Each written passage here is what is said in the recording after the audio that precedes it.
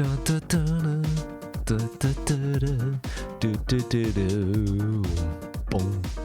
Hey guys, Blueblade11 here, and today I'm here to talk to you about the Storm over Rivayle expansion. Let's get into it.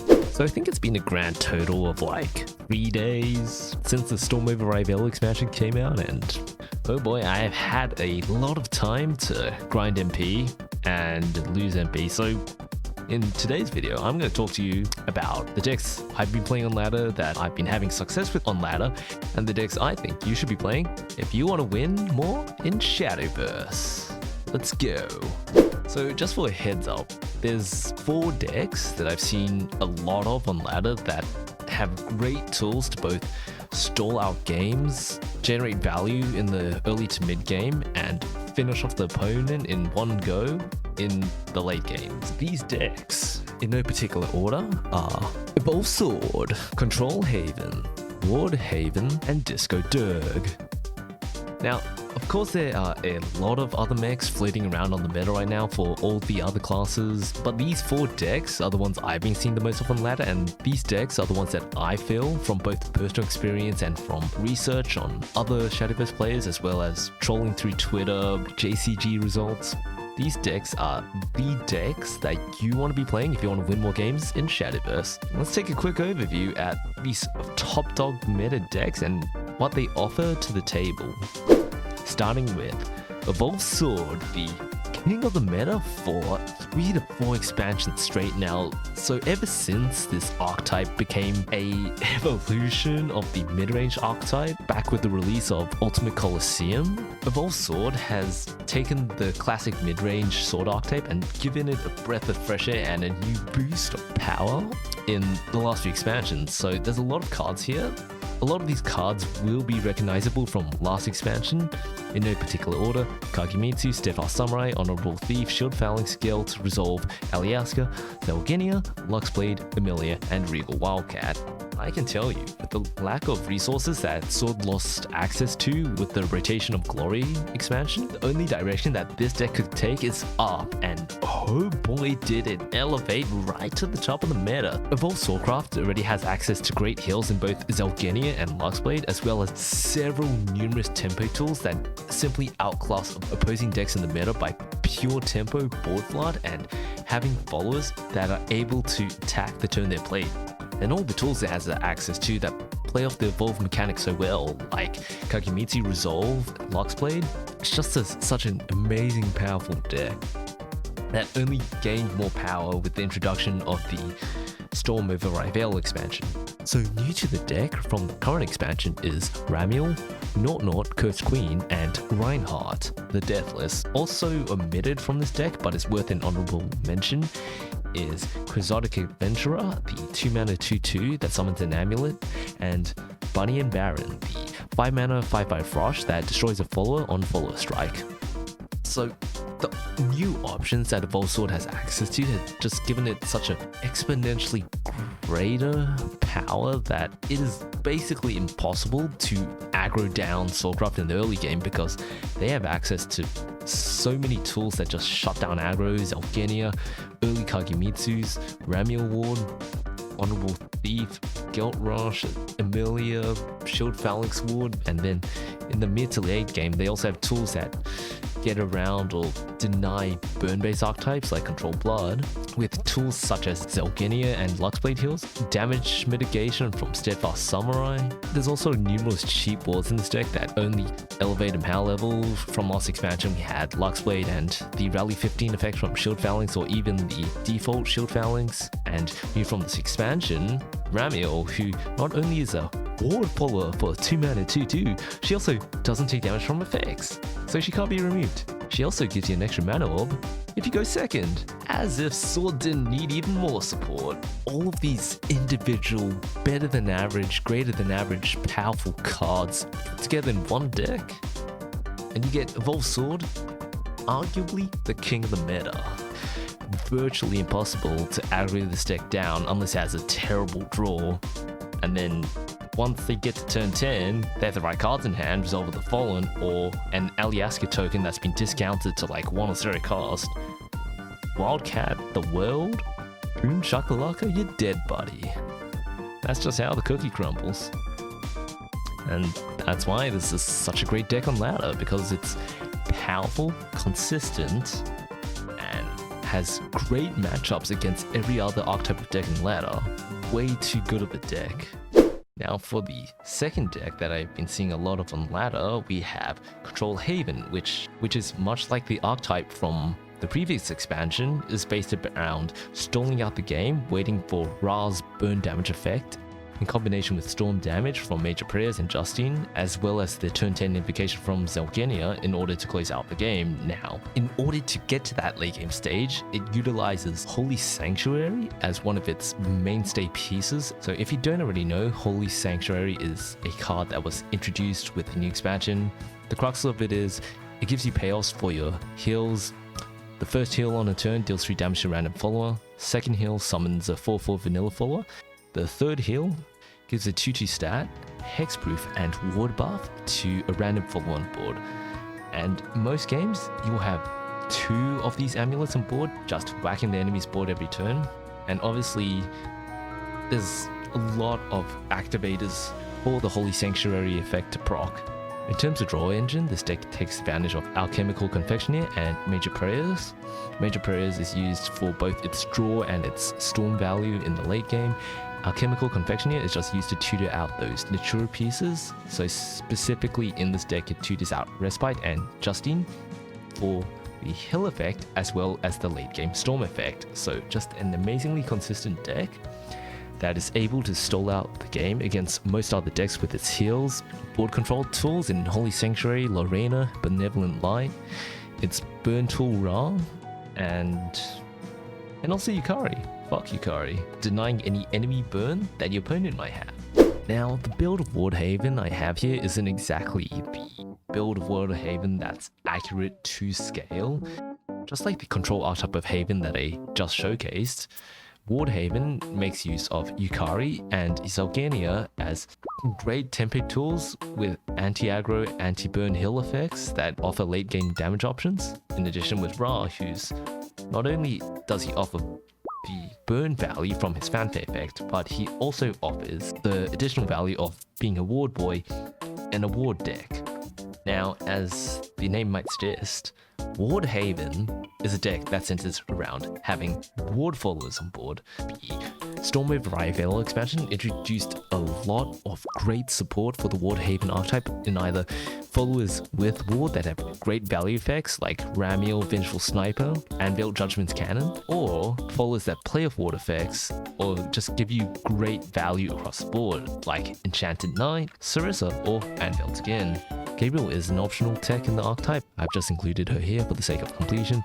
Holy Counterattack and Blackened Scripture are just 2 mana spells that give you access to control tools in the deck. Enchanted Knight and in some cases Zelgenia are access to your hand draw value tools. Most of the time you will be wanting to draw into an Enchanted Knight throughout the game to keep yourself fueled with cards for value in hand. And Vengeful Sniper, just a great board tempo control tool. Sarissa, great follower if you hide her between wards and the enemy has no specific way to target her. She's just great for snowballing the game out of control. Wilbit, great burn effect, great accelerate that feeds into the archetype very well. Hallowed Cave Shrine gives you more wards for your fuel. The very fact that Wardhaven now has access to a draw engine that plays into the archetype's namesake is just such a great boon to the archetype. And this deck, Wardhaven, much like Evo Sword, is just comprised of so many individual parts that are above average in power and synergize with every other card in the deck greatly, that the consistency and power of this deck just place it as one of the top meta decks to play in this current meta. And I can't argue against that. Now for the second last deck of this showcase, the last deck, which I'll get to later because it's the class I always forget exists.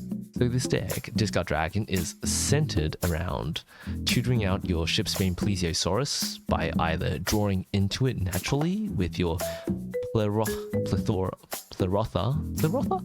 Tutoring or drawing your Shipsbane Plesiosaurus with Draconic Call or any of your other draw cards in this deck, ramping up fast with Dragon Oracle and Cursed Furor, evolving a Resplendent Phoenix at some point in the game to give you 1 to 2 mana discounts on every single card in your deck, and winning the game through sheer value of burn, board control from the Shipsbane effect, and winning the game. Now, this archetype is a carryover from 2 expansions ago when Shipsbane Plesiosaurus was introduced to the game. The deck has only gained more support as the last 2 expansions have released, and much like the other top performing decks of this meta, it is both a highly consistent and greatly powerful deck with good access to high tempo board control effects, as well as an exponentially scaling power level, in both being able to ramp as a dragon deck with access to Dragon Oracle and having access to Resplendent Phoenix, as well as being able to take advantage of the Resplendent Phoenix's effect to the fullest effect.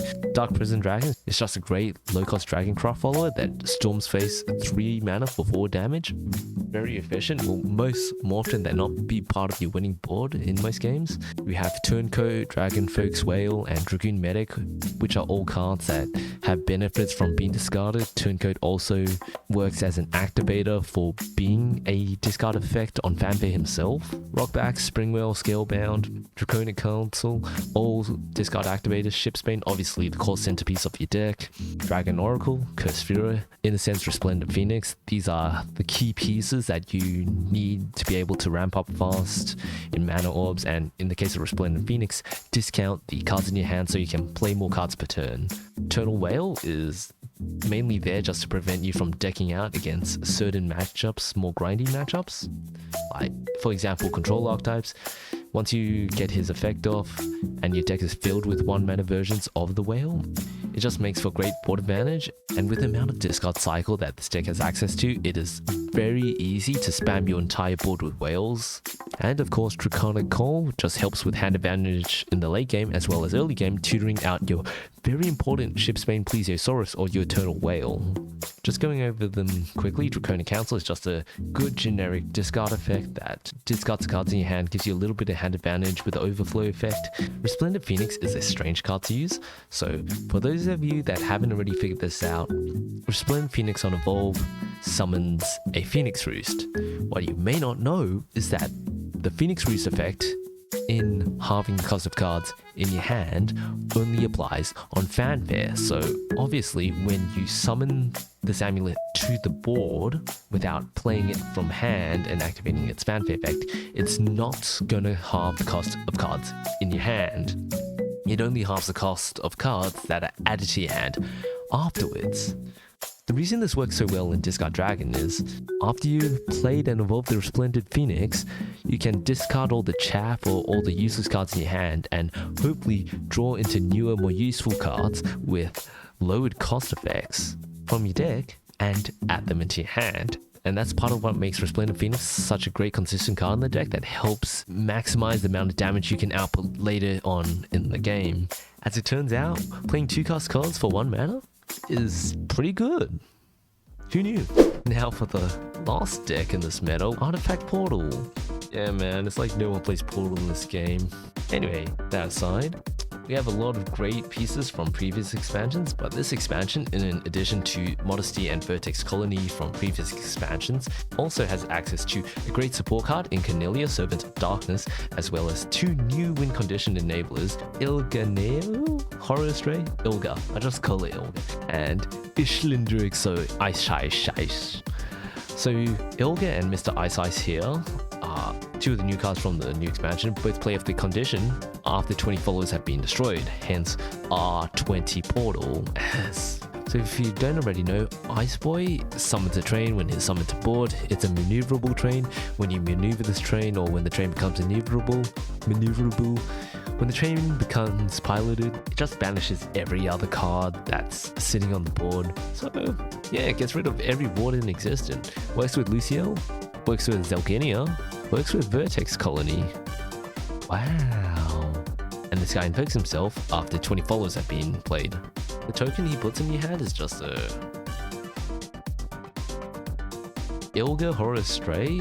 So it's a bit like Nicola from the Ultifear expansion. You want to be playing her multiple times without being banished. This 4-mana token, Wretched Tryst. This spell will summon 3 tokens, 4/3 with Rush, that if you have 20 followers or more destroyed during the match, they all gain Storm, so that's 12 base damage right there. The 4-mana gold, Cornelia, is also a great value card that just contributes to the deck's 6 artifact game plan. Last expansion, I noticed the deck had a lot of issues in getting 6 different artifact followers destroyed, because 2 of those followers, Guard Form Golem and the Strike Form Golem, the only source of those artifacts was Vertex Colony.